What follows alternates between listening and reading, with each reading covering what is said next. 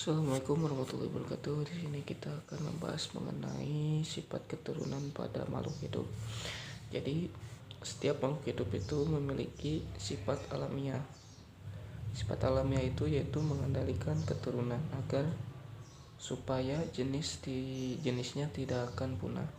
Pembiakan dapat berlangsung dengan dua jalan, yaitu dengan cara vegetatif atau aseksual dan juga secara generatif atau seksual. Apa sih itu secara vegetatif?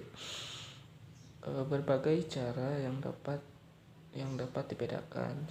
Yang A, dengan pembelahan sel. Yang pertama itu pembelahan sel adalah suatu sel pembelahan menjadi dua dan seterusnya. Jadi dari satu sel menjadi dua sel dan seterusnya, seperti yang dapat dilihat pada bakteri.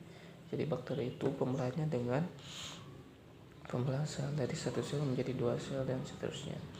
Yang kedua itu dengan spora, seperti yang dilakukan oleh bakteri, cendawan, lumut, paku-pakuan, itu dengan cara spora.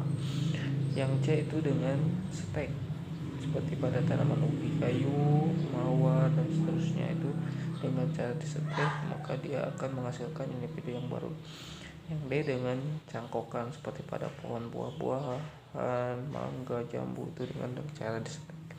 Oleh karena itu, pembiakan vegetatif tidak terjadi persilangan, maka keturunan yang dihasilkan akan selalu memiliki sifat keturunan seperti induknya. Jadi ketika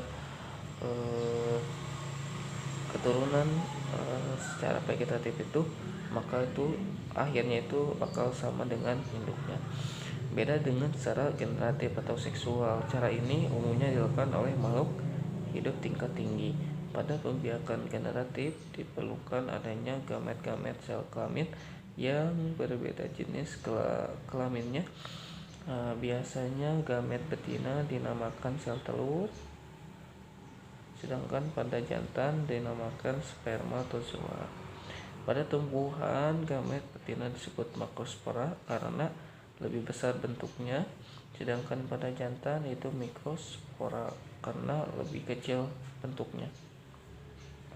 Pembiakan generatif mempunyai arti lebih penting bagi genetika, karena pada pembiakan ini terjadilah terlebih dahulu pembuahan antara gamet jantan dan betina. Jadi ketika pembuahan itu harus bergabung dulu antara gamet jantan dan gamet betina untuk menghasilkan individu yang baru, seperti itu. Jadi perbedaan antara vegetatif dan generatif.